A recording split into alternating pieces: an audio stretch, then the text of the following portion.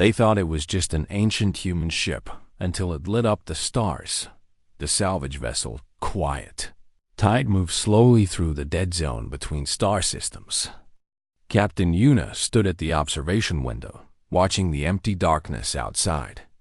She was far from Earth, far from anything familiar. But this was her job. She searched for lost things in the deep places of space. The Valorans who owned this ship did not think much of humans. They were tall beings with gray skin and 4 arms. They had traveled between stars for thousands of years before humans even learned to make fire. To them, humans were children playing in the dark. Counselor Thren stood behind Yuna with his arms crossed. All 4 of them. He made a sound that meant he was not happy. "Your people should not be on this expedition," he said. "This is Valoran space. Valoran salvage rights." Yuna did not turn around. The signal came from a human ship. "The treaty says we get to investigate anything from Earth." "A treaty we should never have signed," Thren said. But he did not argue more. The law was the law. The ship they were looking for had appeared on long-range sensors 3 days ago. It was drifting in the empty space between systems, where nothing should be. The computer said it was human in design. Very old human.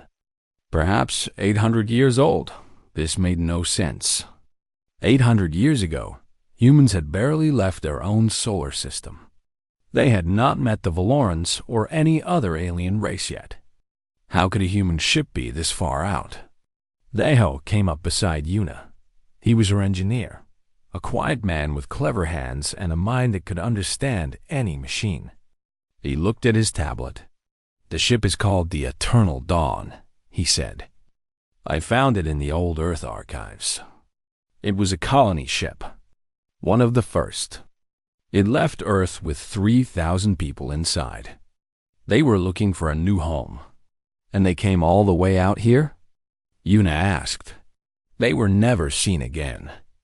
Everyone thought they died in deep space." Yuna felt something strange in her chest. Sadness, maybe, or wonder.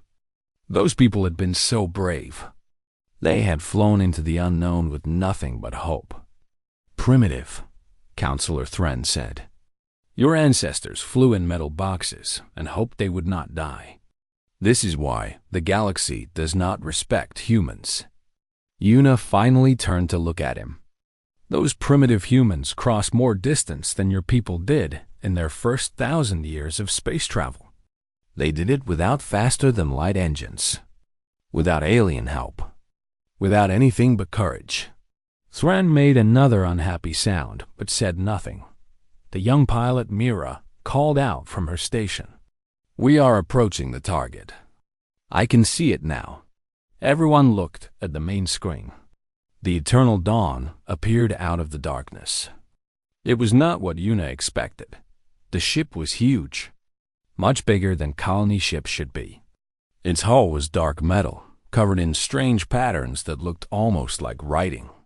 It did not look broken or dead. It looked like it was sleeping. "That is not possible," Deho whispered. "The records say the Eternal Dawn was small, a basic transport. This ship is. This is something else." "Perhaps your records are wrong," Thren said. "Or perhaps this is not the same ship." But Yuna knew it was. She could feel it somehow. This was the Eternal Dawn. Something had changed it during its long journey. The salvage team prepared to board. Yuna, Deho, and 2 Valoran workers put on their spacesuits. Counselor Thren watched them go with suspicious eyes. "Remember," he said, "anything you find belongs to the Valoran Collective. You are only here to identify the ship." Yuna did not answer. She stepped into the airlock and waited for the door to close. The crossing to the old ship was short. They used a small shuttle to reach the Eternal Dawn's outer hull. Up close, the patterns on the metal were even stranger. They seemed to move slightly, like they were alive. "I do not like this," one of the Valoran workers said. "This ship feels wrong." Daeho found an airlock. It was sealed, but when he touched the controls, they lit up with soft blue light. "There is still power," he said. "After 800 years." He pressed the entry code that all old Earth ships used. The door slid open without a sound. Inside, the eternal dawn was dark but not dead. Small lights glowed along the floor, showing them the way. The air was cold but breathable.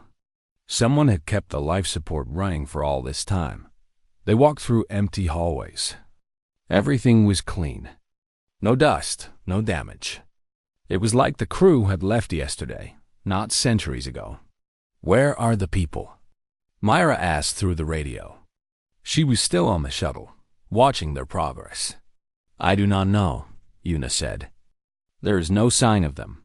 They reached the central control room. It was a large circular space with a single chair in the middle. Screens covered the walls, all of them dark. In the center of the floor was a console made of something that looked like crystal. Daeho walked toward it slowly. "This technology. This is not human. At least, not any human technology I know. The Valorans will want to study this," one of the workers said. "Counselor Thren will be very interested." But Una was not listening. She was looking at the walls. Behind the dark screens, she could see something glowing. Faintly, deep inside the ship, there was light. "Daeho," she said, "do not touch anything." But it was too late. Daeho's hand was already on the crystal console. The moment his skin made contact, the entire ship changed. The lights came on, bright and golden. The screens flickered to life. A deep humming sound filled the air, like a giant heart starting to beat. And then a voice spoke. It was a woman's voice, old and kind, speaking in ancient Korean.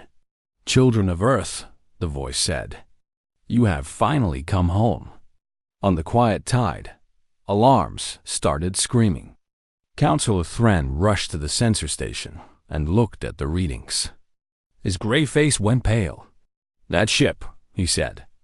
"It is generating more power than our entire fleet combined." The eternal dawn was waking up, and the galaxy would never be the same. They thought it was just an ancient human ship, until it lit up the stars. The golden light filled every corner of the eternal dawn. Daeho stood frozen with his hand still on the crystal console.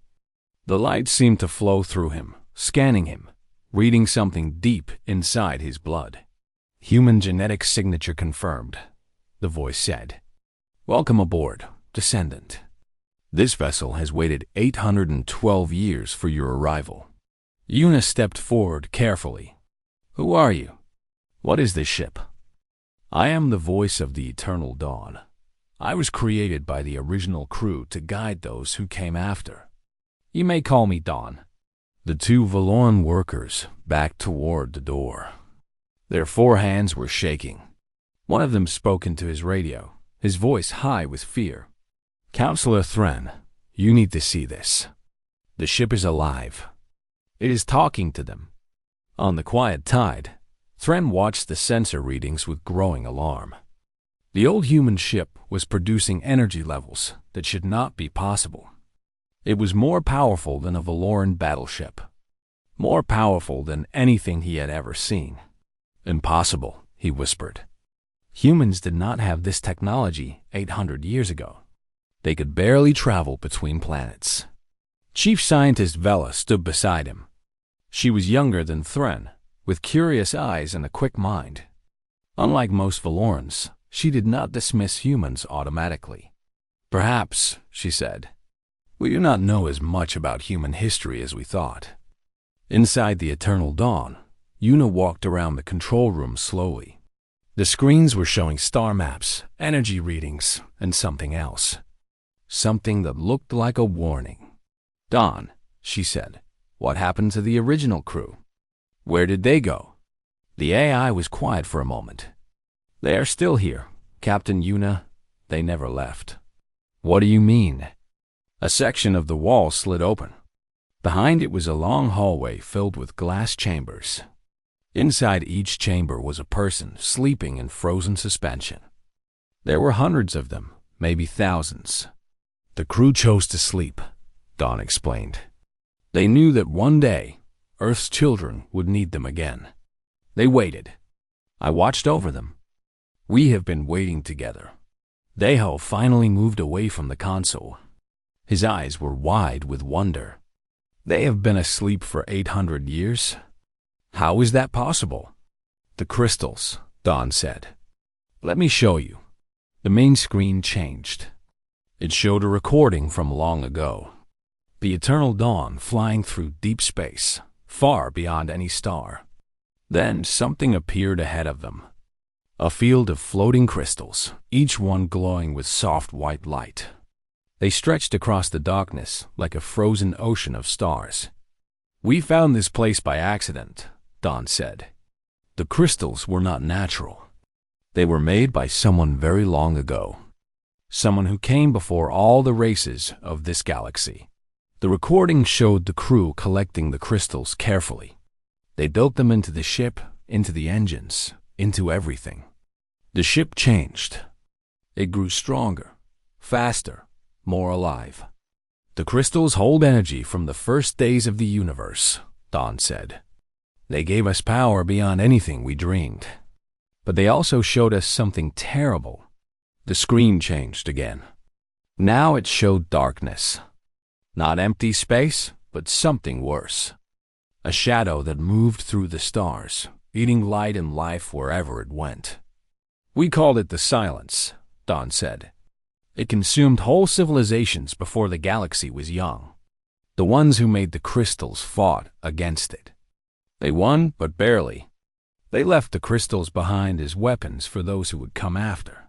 Yuna felt cold fear growing in her stomach. This silence. Is it still out there? Yes, it sleeps now, as we slept. But it is waking. The original crew saw signs of its return. That is why they prepared this ship. That is why they waited. When the silence comes again, humanity must be ready. On the quiet tide, Counselor Thren had heard enough. He opened a channel to the boarding team. Human vessel. This is Counselor Thren, under Galactic salvage law. That ship and everything on it belongs to the Valoran Collective. You will shut down the power systems and prepare for Valoran crews to take control. Yuna looked at the ceiling, where Dawn's voice came from. He wants to take your ship. I know, Dawn said. But this ship cannot be taken. It was built to serve humanity. Only humans can control it.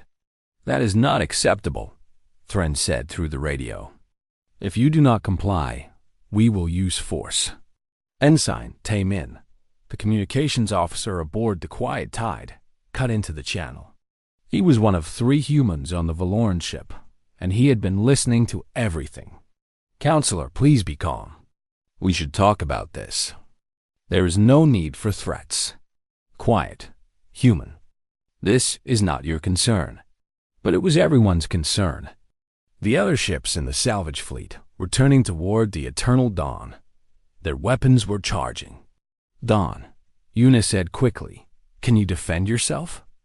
Yes, but I do not wish to harm anyone. The Valorans are not our enemies. The silence is our enemy. We should be working together, not fighting each other. Yuna agreed. She picked up her radio. Counselor Thren, listen to me. I know you do not trust humans. I know you think we are primitive and foolish. But something is coming. Something that will threaten all of us. This ship was built to fight it. If you take it apart, if you try to steal its power, you will doom us all. There was silence on the radio for a long moment. Then Chief Scientist Vela spoke. Counselor, I have been reviewing the energy signatures from that ship. They match old records in our archives. Very old records. From before the Valoran civilization existed. What are you saying? Thren demanded. I am saying that the humans may be telling the truth. I am saying that we should listen before we act. The weapons on the Valoran ships stopped charging. but they did not power down completely. The standoff continued. Inside the eternal dawn, the screens began flashing with new warnings. Dawn's voice became urgent.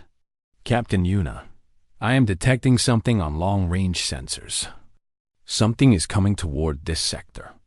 It is still far away, but it is moving fast." The silence? A scout. Just one. But where there is one, there will be more. Yuna looked at Deho. He looked back at her with determination in his eyes.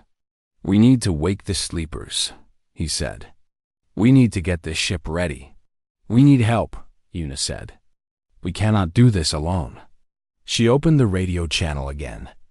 "Counselor Thren, Chief Scientist Vela, all Valoran ships. The threat is coming. Right now. We can fight about territory and laws later. Right now, we need to work together, or none of us will survive." The stars outside seemed darker somehow, and in the distance, something was moving through the void, eating the light as it came. They thought it was just an ancient human ship, until it lit up the stars. News traveled fast across the galaxy. Within hours, every major civilization knew about the ancient human ship that had woken from its long sleep. Some were curious. Some were afraid.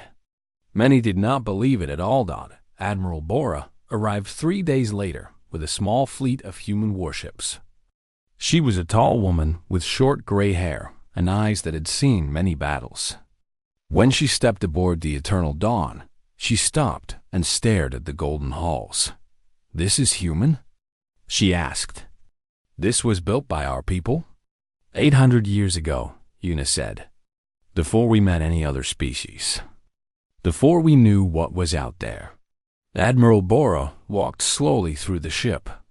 She touched the walls, felt the gentle hum of power beneath her fingers. "Our ancestors did this, with nothing but their own minds and hands. And with the crystals," Deho said. He had not left the ship since it woke.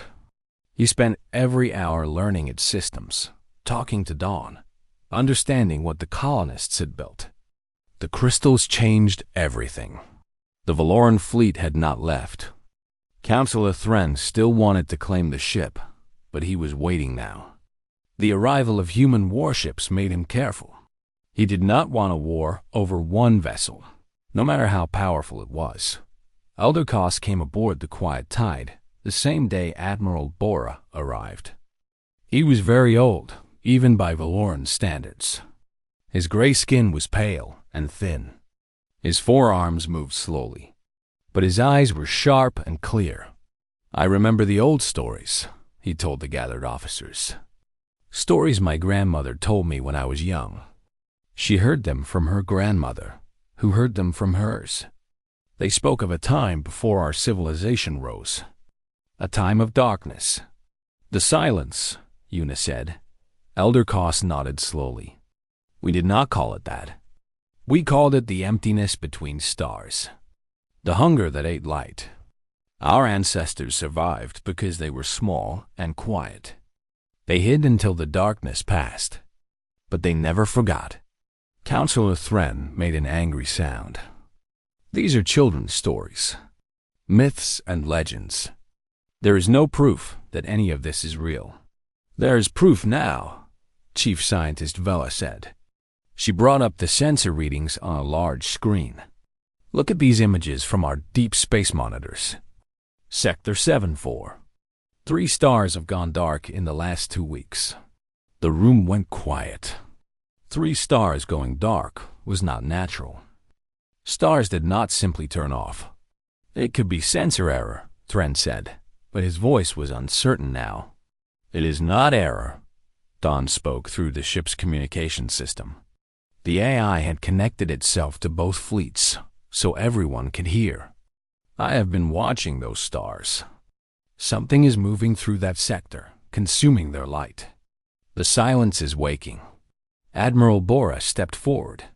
"How long until it reaches us?" "The scout I detected will arrive in approximately 40 hours. The main body of the silence is still far away, but more scouts will follow." They always do.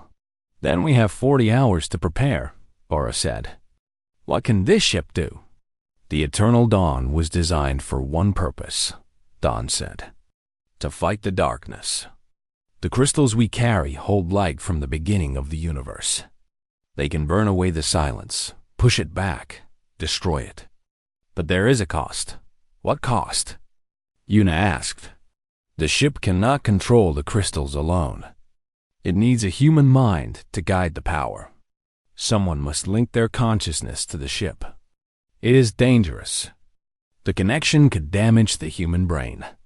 It could kill them. Deho spoke before anyone else could. I will do it. Yuna grabbed his arm. Deho, no. You heard what she said. It could kill you. I have been studying this ship for 3 days, Deho said. I understand its systems better than anyone. And someone has to do it. If we do not fight, everyone dies. Not just us, everyone. Admiral Bora looked at him carefully. You are willing to risk your life for this. I am willing to risk my life for my people. For all people. The Ovaloran Elder Koss made a soft sound. It might have been a laugh or a cry. You see, Counselor, this is what humans are. They are not primitive. They are not weak. They are willing to die so that others may live. Counselor Thren said nothing. For the first time, he looked uncertain. The next 40 hours passed quickly. The human and Valoran fleets moved into defensive positions around the Eternal Dawn. Engineers from both species worked together to boost shield power and weapon systems. They did not become friends, but they learned to respect each other. Inside the Eternal Dawn, the sleeping colonists began to wake. Not all of them, just a few dozen. They were confused at first, frightened by how much time had passed. But they were also brave. They had always been brave. Their leader was an old man named Gilsu. He had been the captain of the Eternal Dawn when it left Earth. He was thin now, weak from his long sleep. But his mind was still sharp. We knew this day would come, he told Yuna. We saw the silence in our journey. We barely escaped. We spent years building this ship into a weapon, then we went to sleep. We trusted that our descendants would come when they were needed. And here we are, Yuna said. Gilsu smiled. Here you are, stronger than we were, spread across the stars. You have done well, child. Earth would be proud. Myra, the young pilot, ran into the room. Her face was pale. Captain Yuna, it is here. The scout. It just appeared on our sensors. They rushed to the control room. The main screen showed a section of space that should have been filled with stars. Instead, there was darkness. A moving darkness, shaped like nothing and everything at once. It was not a ship in any normal sense. It was more like a hole in the universe. All ships, battle stations, Admiral Bora commanded through the fleet channel. The Valoran and human ships powered up their weapons. Missiles loaded. Energy beams charged. Everyone prepared to fight. The silent scout moved closer. As it approached, the stars behind it disappeared one by one. It was eating the light, just as the old story said. All ships fire at will, Admiral Bora ordered. The combined fleet unleashed everything they had. Missiles streaked through space. Energy beams cut across the void. Explosions lit up the darkness. When the light faded, the silent scout was still there, untouched, unchanged. Our weapons have no effect, Counselor Thren said. His voice shook. Nothing is working. The scout turned toward the fleet. It began to move faster now, hungry and eager. Deho looked at Yuna. She looked back at him with tears in her eyes. It is time, he said. He walked to the crystal console and placed both hands on its surface. The golden light surrounded him, flowed into him, became part of him. Connection established, Dawn said. Deho, can you hear me? I can hear everything, Deho whispered. I can feel the stars. The eternal dawn began to change. Its hull glowed brighter and brighter, white and gold and pure. 800 years of stored starlight was waking up, and in the darkness of space, the silent scout stopped moving. For the first time in uncounted ages, it felt something it had forgotten. It felt fear. They thought it was just an ancient human ship until it lit up the stars. The silent scout moved toward the fleet like a hungry shadow. Ships began to go dark as it passed near them. Power systems failed. Lights went out. Crews floated helpless in cold, dead vessels. On the quiet tide, Counselor Thren watched his sensor screens die one by one. "We cannot stop it," he said. "Nothing we have can touch it." But on the eternal dawn, something was happening. Deho stood at the crystal console, his hands pressed against its surface. Golden light flowed through his body. His eyes glowed white. He could feel everything now. The ship was part of him, and he was part of it. "I can see it," he whispered. "The silence, it is not just one thing. It is millions of tiny pieces, all moving together. They eat light and energy. They turn everything into more of themselves. Can you stop it?" Yuna asked. She stood beside him, afraid to touch him, afraid to break his connection. "I think so. The crystals hold the light of old stars. Stars that burned before the silence was born. That light is poison to them." Captain Gilsu, the ancient colonist who had built this ship, nodded slowly. "We discovered this long ago. The silence cannot eat the oldest light. It burns them from the inside." Deho took a deep breath. The ship responded to his thoughts. The hull began to glow brighter. Energy built up in the crystal systems, getting ready to release. "Myra," Yuna said into her radio, "get to the pilot station. We need to get closer to that thing." Myra's voice came back shaky but determined. "I am ready, Captain." The eternal dawn began to move. It flew straight toward the silent scout while the other ships tried to back away. The scout turned toward this new target. It could feel the energy building inside the old human ship. It wanted that energy. It wanted to consume it. "Come on," Deho said through gritted teeth. "Come and taste the light." The two vessels drew closer. The silent scout reached out with tendrils of darkness, trying to drain power from the eternal dawn. But something strange happened. The darkness touched the golden hull and burned. Pieces of the scout broke away and dissolved into nothing. "It is working," Chief Scientist Vela said from the quiet tide. "The scout is taking damage." But the scout was also learning. It pulled back its tendrils and changed its shape. It became denser, harder, more focused. Then it charged directly at the eternal dawn, trying to crash through the hull and reach the crystals inside. "Deho, it is coming right at us," Myra shouted. "I know. Let it come." The scout hit the eternal dawn like a hammer. The whole ship shook. Metal groaned and twisted. But the golden light held. The scout was stuck against the hull, burning where it touched, but still trying to push through. "Now," Deho said. He released the light. The eternal dawn exploded with brightness.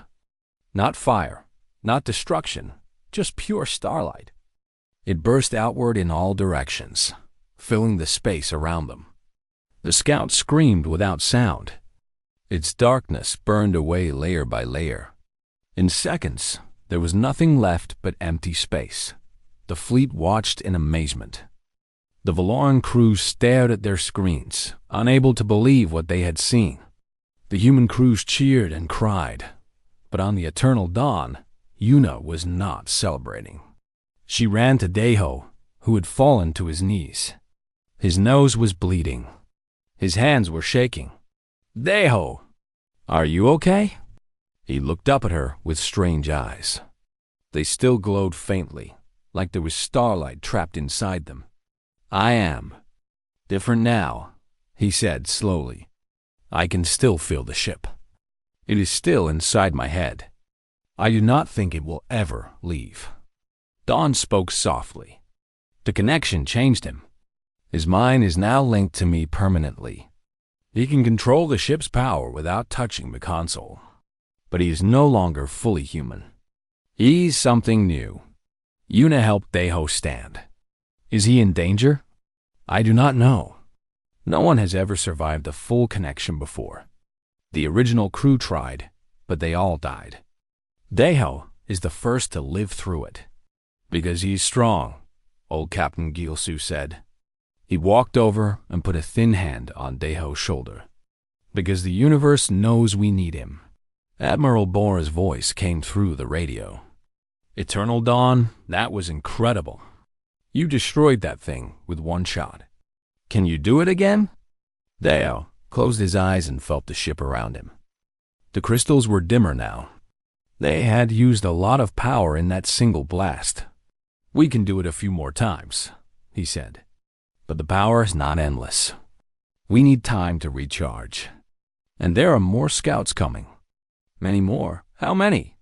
Counselor Thren asked. His voice was different now. Humbler. Dawn answered. "My sensors detect at least 12 more scouts approaching from different directions. And behind them, the main body of the Silence is moving. It is vast, bigger than any fleet, bigger than star systems." The victory celebration died quickly. One scout was destroyed, but it was just the beginning. "What do we do?" Mara asked. Yuna looked at the stars outside. They seemed dim now, threatened. But she refused to despair. Humanity had faced impossible odds before. They had survived ice ages, plagues, wars, and the emptiness of space. They would survive this too. "Dawn," she said, "you told us the Eternal Dawn was not the only ship. There were 7 vessels sent out from Earth. Where are the others?" "Scattered across the galaxy. Sleeping as we slept. Waiting for someone to wake them. Can you contact them?" "I have been trying since I woke. But the distances are vast. My signal may take months to reach them." Deho opened his glowing eyes. "Let me try." He reached out with his new connection, with the strange power that now lived inside him. He sent his thoughts through the crystals, through the ship, out into the void. He called to the other vessels, the other sleeping weapons. "Wake up," he said without words. "Wake up. We need you. Humanity needs you." For a long moment, nothing happened. Then, far away, something answered. "I feel them," Deho said, wonder in his voice. 2 ships. One near the Andromeda Passage. One in the outer colonies. They hear me. They are waking up. Admiral Bora smiled for the first time. "Then we are not alone." "No," Yuna said. "We are not alone. And we never will be again." The Eternal Dawn turned toward the approaching scouts. Its hull began to glow again, not as bright as before, but steady and determined. The darkness was coming. But so was the light. They thought it was just an ancient human ship until it lit up the stars. The battle lasted 7 days. 12 silent scouts attacked from all directions. The combined human and Valoran fleet fought beside the Eternal Dawn, not because their weapons could hurt the enemy, but because they could distract them. They drew attention away from the ancient ship while Deho charged and released a crystal light again and again. By the 3rd day, Deho could barely stand. The connection to the ship was draining him, but he refused to stop. Every time a scout approached, he gathered the starlight and burned it away. By the 5th day, reinforcements arrived. The 2 ships that had answered Deho's call finally reached them. The bright horizon came from the Andromeda Passage, piloted by descendants of another lost colony. The Starsinger came from the outer colonies, where it had been hiding inside a dead moon for 600 years. Each ship had its own sleeping crew, its own store of crystal power, its own connection waiting for a human to complete it. Young volunteers stepped forward, A woman named Sua linked with the bright horizon. A man named J1 joined with the Star Singer. 3 ships of light against the darkness. On the 7th day, the last scout was destroyed. The fleet gathered around the 3 ancient vessels, exhausted but alive. The silence had been pushed back, at least for now. 1 week later, the Galactic Council met on the Great Station at the center of civilized space. Representatives from every major species attended. The meeting hall was enormous, filled with beings of every shape and size. Captain Yuna stood at the main platform. Behind her were Deho, Sua, and J1, their eyes still glowing faintly with crystal light. Admiral Bora stood with them, along with the awakened colonists from all 3 ships. Counselor Thren was there too, but he did not look proud anymore. He looked thoughtful, changed by what he had witnessed. "You all know why we are here," Yuna began. "The silence is real. It is woken from its long sleep. The scouts we destroyed were just the beginning. More are coming. Many more. The main body of the silence is moving through the galaxy right now, eating stars as it goes." Fear rippled through the assembly. Many of these beings had never seen real danger. Their civilizations had been peaceful for thousands of years. "But there is hope," Yuna continued. 800 years ago, our ancestors discovered weapons that can hurt the silence. They built 7 ships and scattered them across the galaxy. 3 have been found. 4 are still out there, waiting to be woken. A tall being from a distant species stood up. "Why should we trust humans to lead this fight? Your people are young. You have barely been in space for 3 centuries. Elder Kos rose from his seat. His old voice was strong and clear. Because they did not run. When the darkness came, every other species in history ran and hid. The humans flew straight at it. They fought. They bled. They won. The Valorans ran, Counselor Thren admitted. Our ancestors survived by hiding. We forgot the old enemy even existed. But the humans remembered. They prepared. They kept watch while the rest of us slept safely. The assembly went quiet. A Valaran admitting human superiority was something no one expected. Admiral Bora stepped forward. "We are not asking to lead. We are asking to fight together. The silence does not care about politics or territory or old grudges. It will eat all of us equally. The only way to survive is to stand as one." Deho spoke next. His voice was different now, deeper, touched by the power that lived inside him. "I can feel the other 4 ships. They are far away, in corners of the galaxy that have not been explored. We need help reaching them. We need ships, supplies, crews. We need everyone." The debate went on for hours. Some species were afraid and wanted to run. Others wanted to hide and hoped the silence passed them by. But slowly the mood changed. One by one, the representatives agreed to join the alliance. By the end of the meeting, a new force had been created. The combined Galactic Defense Fleet, human, Valaran, and dozens of other species working together for the first time in history. The search for the remaining ships began immediately. Expeditions launched in 4 directions, following the faint signals that Deho could sense through his connection. Months passed. The silence crept closer, destroying everything in its path. But the defenders held the line. 1 year after the Battle of the Eternal Dawn, the last of the 7 ships was found. The morning light buried deep inside a rogue planet that drifted between galaxies. A young woman named Haijin made the connection.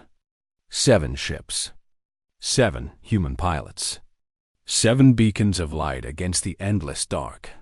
Captain Yuna stood on the bridge of the Eternal Dawn, looking out at the assembled fleet. Thousands of ships from hundreds of species, all gathered together, all ready to fight. Deho stood beside her.